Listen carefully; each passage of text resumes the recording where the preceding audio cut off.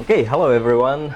It's great to have you all here, representatives of three major Horizon projects, OSIRIS, iRISE and TIER2. It was quite an eventful couple of days, or let's say full week, and especially past 2 days we spent more or less together, and yesterday fully together. So what I would like to ask you today is, what do you think about the synergies we have, and what do you foresee in the future? Maybe let me start with Inge, the coordinator of the OSIRIS project. So what do you think, Inge?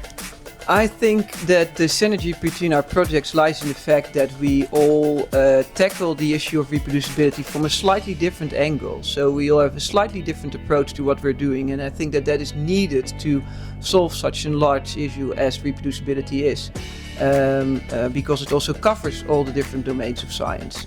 So I think that is that's the importance of our collaboration. And I think that in the foreseen future, and that's exactly what we did yesterday, there are multiple ideas about combining our efforts, for example, to work with publishers or funders or other researchers or institutes, and to combine our efforts in doing that, so that our outcomes are probably more used, as well as that our interventions can be tested more rigorously, and therefore can be more useful then. Mm-hmm. Thank you again. Maybe Sarah. So what do you think right now? Sarah is co-coordinator of the iRISE project.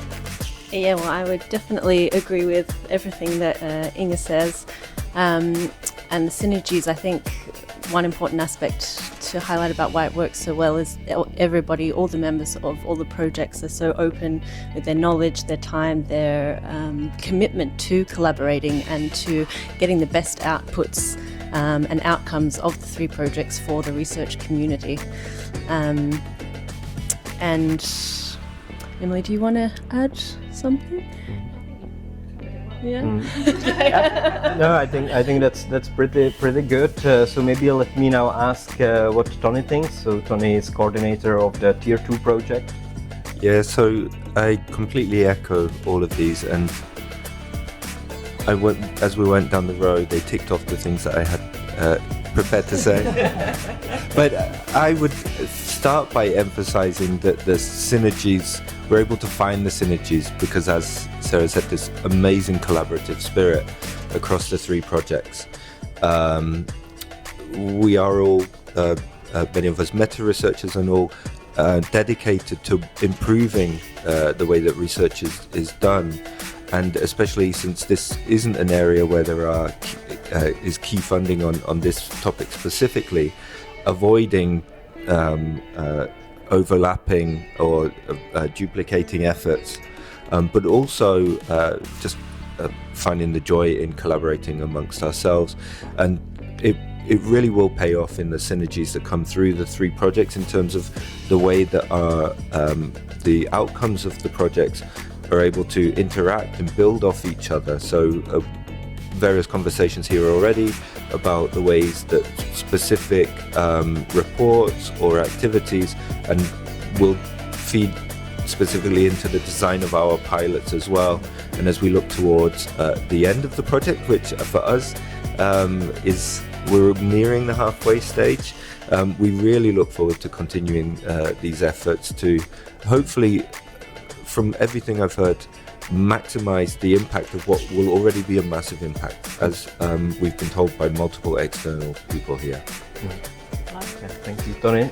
So Emily, co-coordinator of the iRISE project. Yeah, I'm just going to add one small statement. So I think what's clear is that we're more than the sum of our parts by working together, and I think that's what's really come out of the past 2 days. Thank you very much. That actually moves me to one more question, which came to my mind, and that is, what sort of challenges do you foresee now, especially because the topic is very multidisciplinary. Open science and reproducibility, it's a big topic. So we all encountered in the projects some challenges. Usually, so far, we managed to overcome them, I believe. But is there something you would fear can come in the future, or where can we expect the biggest obstacles? I guess I think what underpins the benefits of this collaboration and the synergies, I think, can also be the root of challenges, which is because of our different perspectives, not just in terms of our approaches to address the problem, but also in terms of our I guess professional background and how we approach this stuff. So the language that we use, the challenges around reproducibility that we see as priorities, I think can be different, and I think where your priorities lie, I think, affect what you then prioritize in terms of solutions. But I think all of that it presents challenges, but I think there's opportunities in that, because as there are 3 quite large projects already, and then when you put these 3 large projects together, it's quite a large team. And I think in highlighting these differences, we also highlight so many opportunities that I think there's just so much for everyone to do. It's not like we're going to be grappling to do the same thing. I think there's lots in there for all of us to keep us busy. So I think what I would add is beginning to look towards the end of the project, and we were thinking today in our General Assembly about how we will synthesize all these results across what are a lot of very different domains, perspectives, for different stakeholders, and we add a lot of breadth and depth to the ongoing conversation about reproducibility, but summing up even our project, but also potentially thinking about how we sum the impact across the 3 projects, how we synthesize those results to really provide perspective on where we are and where we should be going regarding reproducibility. This still seems a key challenge, which I hope we'll work together on over the next year especially. Yeah.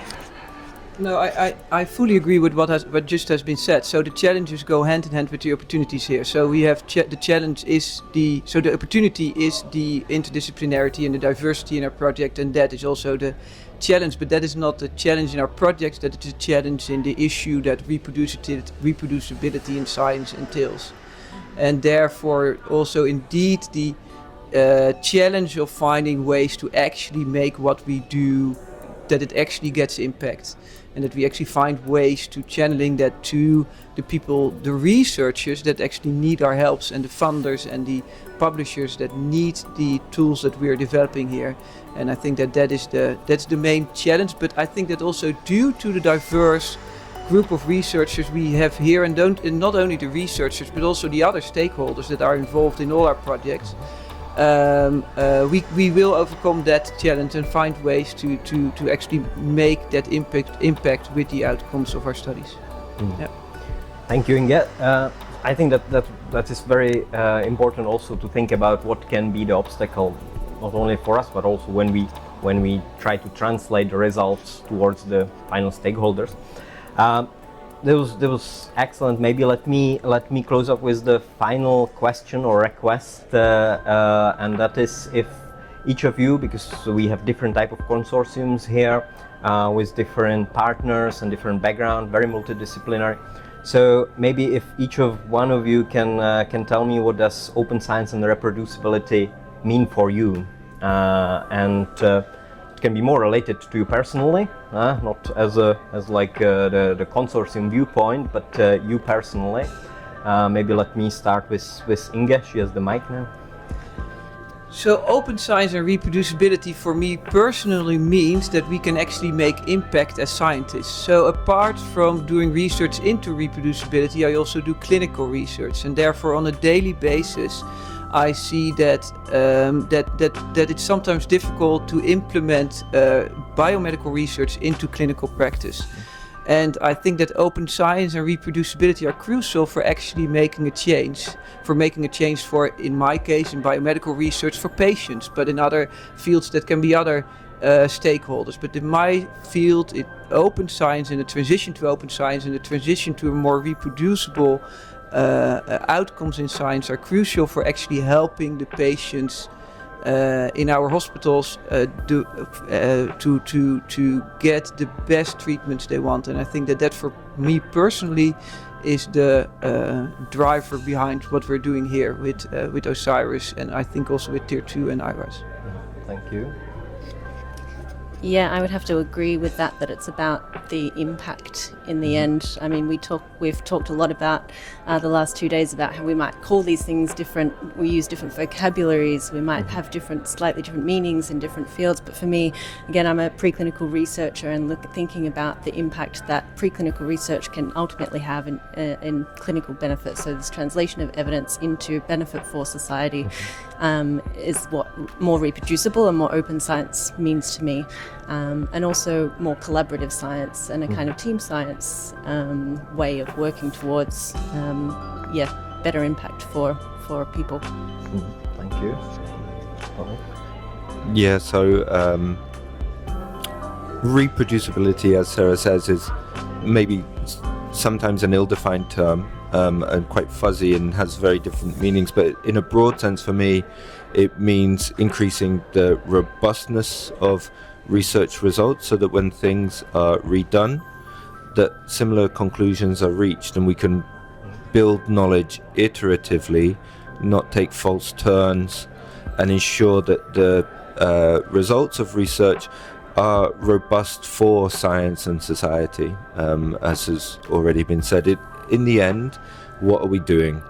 We're working to improve the way research is done. Not because the way it's been done previously is terrible and we need to burn the house down, but because we have new tools available and we know and becoming increasingly aware of the problems that are in current research. And so working towards this aim is just, it is inspiring for me in my work, and I love to work in this area. I love to work with these people who are researching this because it's an amazing community, and I love the thought that in the end I have some small part to play in this movement which will result in a better research enterprise. Thank you. It's the hardest to be last. It is the most difficult to be last because I think, everything that's been said already very much resonates with me. I guess the only thing that I would add is I think especially open science and reproducibility, I think play an important part in equity as well. So people, I think science should be open to everyone, and that openness means that happens. It doesn't just stay behind a closed wall for certain types of people and certain groups of people, but also it then also has the opportunity to have much broader impact as well. If everyone can use the research that's been done and it's of high quality, then we've got this thing about bringing equity to science. I think it's a really important part of what we do. Yeah, thank you very much. I agree with all of you. From my perspective, it's also very important how is the division between global north and global south, which is the discrepancy there is quite big. No, I think this was very inspiring. I thank you very much, and I hope that we will manage to see each other all together again, the latest next year during the Tripartite General Assembly again. So, thank you very much.